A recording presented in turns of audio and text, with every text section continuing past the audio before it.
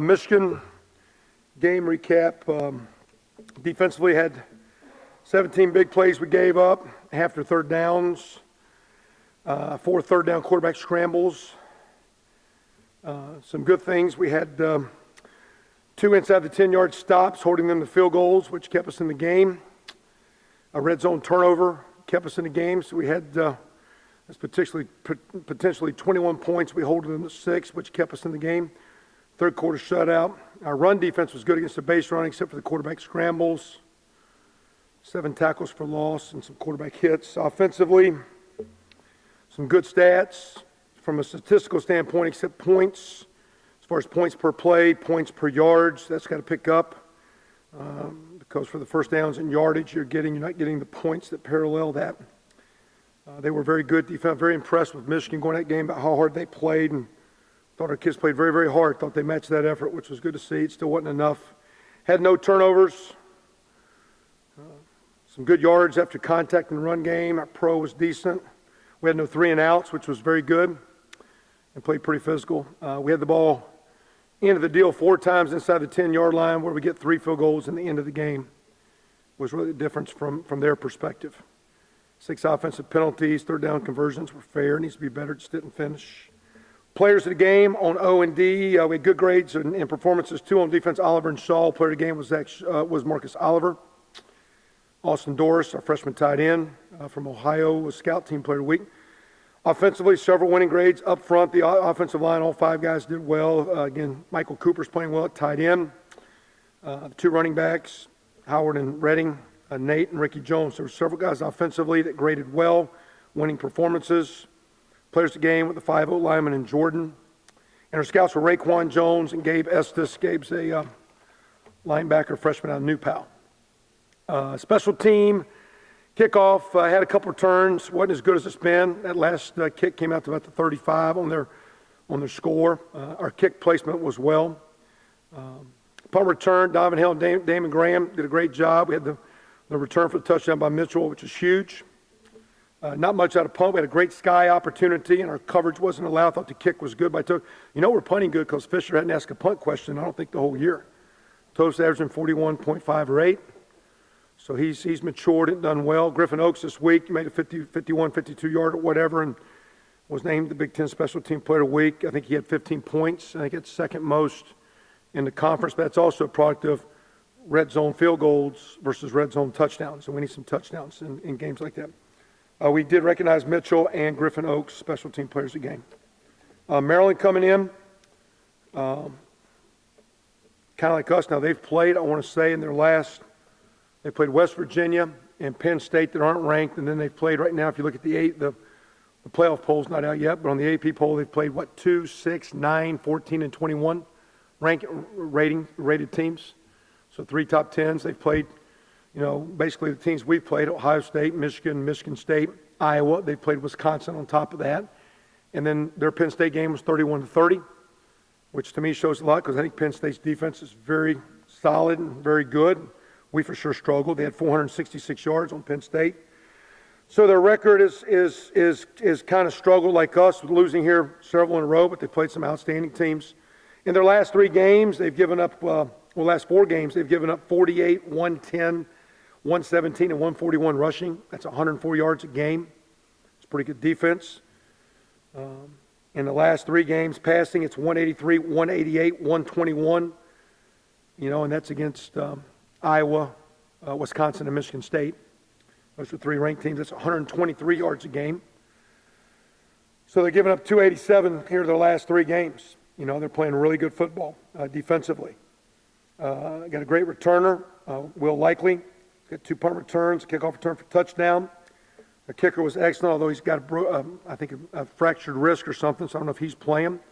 But Likely's been dynamic. He's a great defensive back, one of the premier guys in the conference, great returner.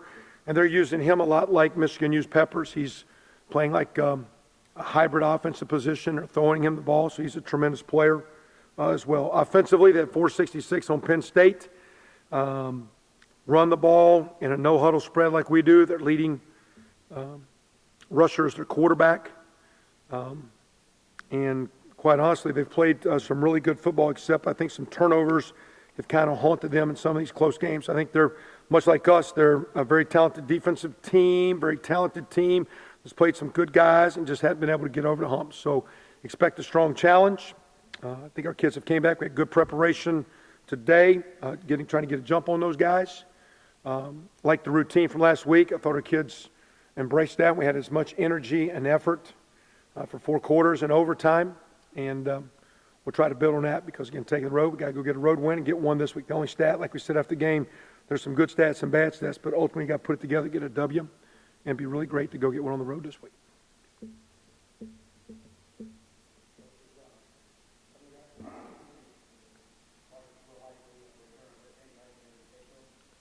Well, you want to kick to them in one phase a lot and in the other phase not at all. So I hope they won't have a lot of punt opportunities. We try to directionally kick, and we'll figure that out. Kick off, like last game, I think the whole first half and early, Griffin kicked them all out of the end zone.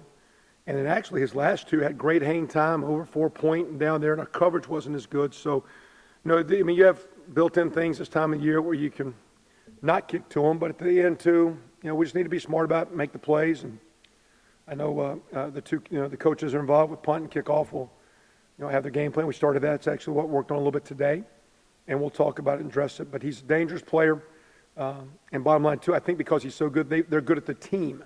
Where I think their team feels like, hey, we can score on this play, so they get good effort from their punt return team and their kickoff return team. So we'll need to match that, and we'll make the adjustments if we need it. He's a very good one, though. In that vein, I guess, Griffin, who's top 10 in both touchback nationally and touchback and also touchback percentage, or however you want to break that out. Everybody looks at the field goals, but he's top of the top. He's first. Yeah, he's number 1. He's got a chance to be a Big Ten Kicker of the Year. How important is he in, I guess, not allowing kickoff return? Yeah, but you got to win this time of year, elements, although we'll see what the weather looks like. Sometimes, too, I think it's like the home run derby. Like the other day we kicked off, fortunate enough to kick off enough. Sometimes I think if you notice the kicks, they finally got short word at the end. So sometimes there's a little bit even of stamina there. Those guys just never take those are big swings. And so there's a strength factor there. So that's where your strategy in kicking, you could be too smart and outsmart yourself. But, again, there's different types of kicks between putting it on the ground and bloop kicks and high kicks. Coach Inge would tell you he'd prefer him to kick it really, really high and really great hang time and try to pin him inside the 25 because he'd like to start on the 18 if you could cover it good. But we're not trying to be cute on that play. We tell him to kick it out when he can. And what's he got, about 70% or something like that, I think? So, yeah. So, he's good. There's going to be some elements sometime that get you. there's, sometimes, too, he's a kid. Sometimes he gets a little geeked up, and just, he's like fired up and he's excited. We did one, he'll hook one or just, it's like a golfer, you just mishit it. You hit it, you just hit it a little thin, hit a little fat. It's a swinging action, so. But he's a very good kicker.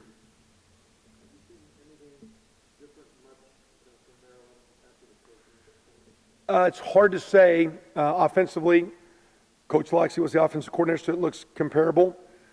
Defensively, there's some subtle changes, but is that from the opponent and how they're getting attacked, or is that it's still the same defensive coordinator? And I know Coach Etzel's background was probably defense, so maybe he was saying, hey, I'd like to see this, or I want you to do this, and where Mike might be saying, hey, I got the offense, you got the defense. So maybe some things are emphasized more or less, because I know Randy's background was defense.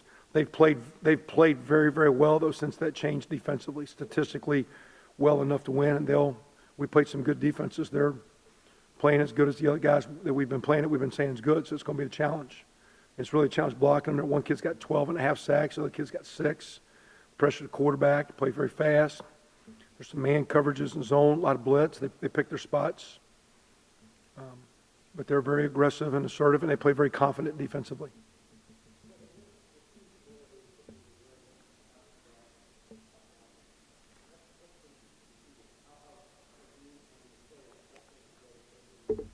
For me personally, I see consistently how hard they prepare, practice, and play, that it's encouraging because I don't feel like I'm fighting them to do the process right now, whether it be an execution of a play or other play calls. And, when things don't work, you second guess a decision you made or the execution of a player or whatever. But the way they go about their business, it's hard to come in and not be in a good mood working with these guys. We don't think it's, we've gotten past we don't think it's bad luck or karma. We just think we got to keep playing and get better because it's not as good as we want. And we see you doing better. We recognize what we think is a lot of good football. It just, we're not able to put enough good together against some really good teams to get the outcome you desire, the victory. So the process of preparing and the way they play. And so again, do we fatigue? Is it play calling? Is it the bounce of the ball? Whatever. But the way they go about their business. So again, we came in yesterday and these are things we liked. These are things that we need to correct. And if we talked about we thought we could be a good team. Well, good teams keep getting better. And we're going to coach it like a good team. We're not going to over practice, but we're going to be very direct. This needs to get corrected, whether it be schematically and doing other things, or you need to try to execute better. And we're going to practice that and work on that. So to me, I've got great leaders, Jerry, Sudfeld, Shaw, A.J. Rayner. It's hard sometimes to pick the guys you want to go out for that coin toss.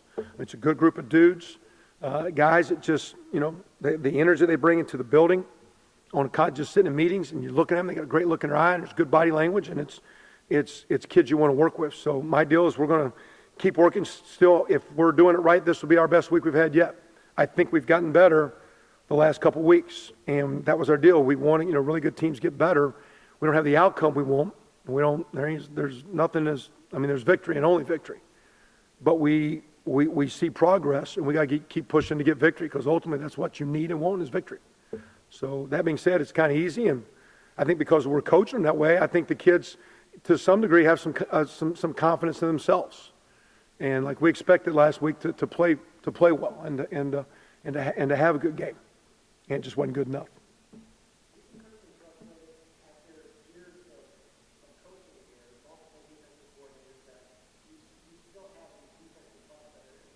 Yeah. It's a little bit, and sometimes, as head coach, it falls on you. And, we structure our staff. A lot of places there's 5 offensive coaches, and then there's 4 on defense. And me being an offensive-oriented guy, I would spend more time there. So we put 5 over there. But that being said, sometimes, I just feel because they're not doing well, my presence needs to be with those guys, just with passion, energy. Because to me, I take it personal the way we play. Even though my background says offense, I'm the head coach, and we give up a bunch of points. We give up too many plays.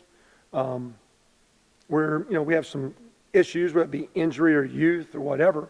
But my whole thing is there's an energy and passion and attitude to run the ball. There's energy and attitude and passion to play good team and team defense. And that's all I've been trying to embrace these last 3 or 4 weeks with our guys. Now, we're getting a little thin and a little beat up and a little youthful on the backside and give up some cheap plays. But again, the kids up front keep battling. I thought they had a hard time last week blocking our front. We still got to find ways to get pressure on the quarterback. It's like when we blitz, we don't get home and we leave voids in coverage, or we get beat man to man. And then if we 4-man rush, do we get there? The other day though, the quarterback has 3 scrambles. Well, that means they're covered. So how can, like I told the defense yesterday, how can you say you're not covering when there's 3 critical third downs on 3rd and 10 and 11, where now you guys maintain integrity of your rush lanes and keep the quarterback hemmed in the pocket as you rush. So I think there's a little bit of pressing by the kids and coaches. I've tried to work hard to keep it simple, but ultimately, I just believe there's an attitude that I think the games play with, that we need to play with, and we're still fighting to get there on defense, and that's my job. And I'm working hard to see if I can, in my way, even though I'm offensive oriented, to get the attitude to play better defense. And we're going to need it. We need to play, and just to be a better team. Because we don't have a divided team. I promise this, we do not have a divided team. I think we have one side has a little bit more confidence than the other, one side is a little bit more experienced. But there's not like a O versus D thing in that locker room. It's a team deal. And those offensive guys will tell you, they need to score more points, and those inside the 10-yard field goals was the reason. And those defensive guys say, we got to get some 3rd down stops. And the kicking guys will say, hey, I got to make a play in a kick game. So, it's still a team down there.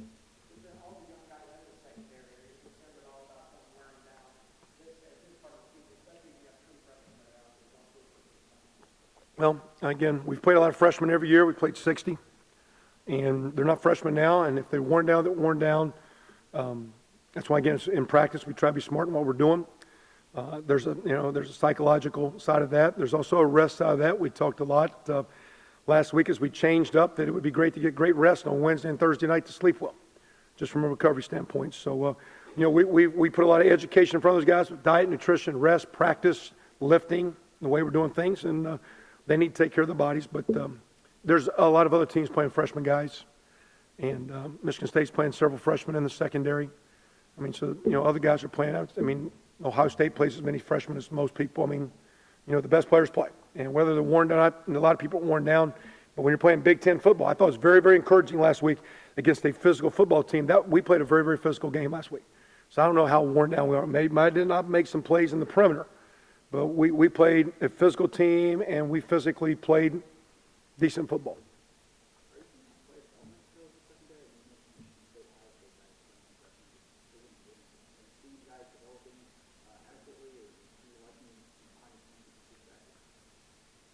I mean, we're not winning, so I guess we're not developing the way we need to. They need to develop more. Practice without over-practicing, because we don't hit the wall. So there's, double-edged sword. But those kids put a phenomenal amount of time of study, prep.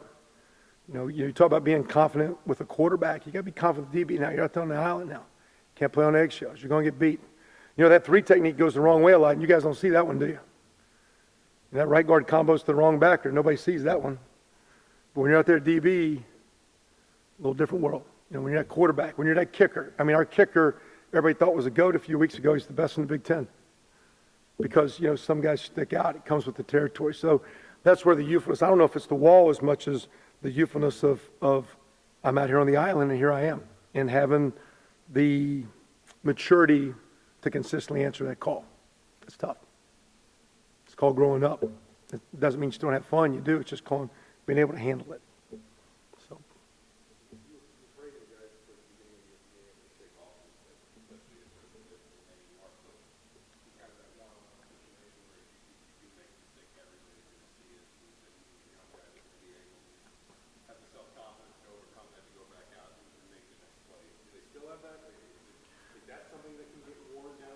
A little bit, because again, it gets exposed. I think much of anything, though, you look at it like Andre Brown didn't dress last game. He's out. Devontae Williams hasn't played since he got a knee injury. Those 2 guys started early. Jamil Cook has played a lot. That was your 5th guy. So you got 3 of your initial starters where you started didn't dress last game. And that's created more young guys who, now to them, for Tyler Green, that's game 2 or 3. So even though it's week 7, 8 with experience time, he actually started some of your own scout team. So, every team's got some hiccups. We just are young, and it is what it is. But when the game's on the line, the pass rush we had at the end of the first half and the pass rush right down here on 3rd and 3 and 4 on 2 downs was the difference. So, the key to a great secondary sometimes is a really good front. And when our front lines up and gets after it, they create some problems. And like I said, we're getting down to a stop or 2. And it'd be nice that, again, some of those guys can I thought Zach Shaw's effort was awesome. I thought Darius Latham played as hard as he played in a long time. It was good to see. Manjeri's always good. The more of those guys like that keep playing, I think will help those young guys. Yeah, he's got like, it's like a numbness thing or whatever where, he didn't have a surgical deal needed, but he kind of got like a nerve kind of damage thing with the bruise deal. And it's he can't go on it long enough. It's like he could go, but it's short term. And so it was so little, and he got hurt, so we'll probably be able to apply and get his medical. And here's a guy that started and played a couple, 3 games, but I think we'll be able to get him back hopefully as a freshman. So unless something bad happens, it'd be nice not to play him down the stretch these last couple. We'll see. Although we're getting thin there, we'll see. Andre Brown dressed back today, so we're getting there. We'll see what we have of guys out.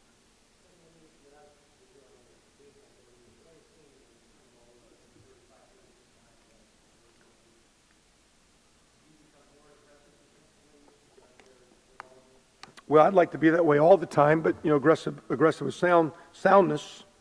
But, recently we did get one the other day, but we haven't had as many.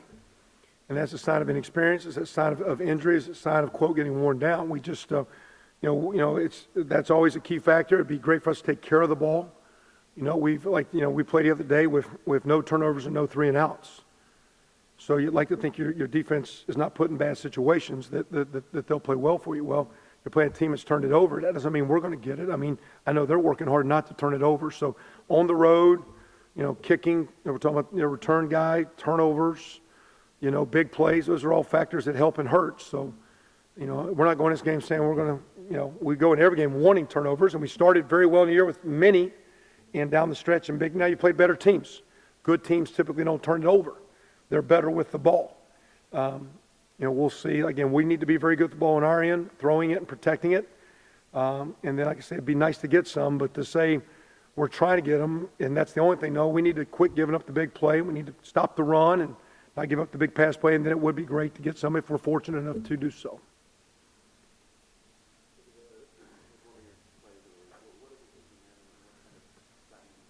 Well, Jacob's kind of every year, he's a fourth-year guy.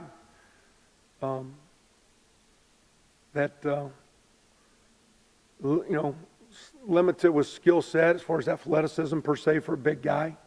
Strong, but not overly strong. Big and not massively big. But he's very, very smart. That's his greatest attribute. He's a Kelly business dude. Very smart as a football player. Very aware. And he's kind of like that would be like a fungus or a virus. It kind of wears on you. He just kind of, the more he's around, you just kind of we start, Wes Martin early, who's got a lot more talent, but kind of inconsistent. And Jacob's maybe not as good, but you can just count on him. And you got him every day, and he kind of just wears on you. So, he cares a lot, comes from a phenomenal program, Cathedral, great family. And he's got a couple of those talents you can't put a stopwatch on that make guys pretty good players. I mean, he cares a lot, and it's very important to him. He's got a lot of pride. He just fights and scratches, and he's done well. And that's a tribute to him.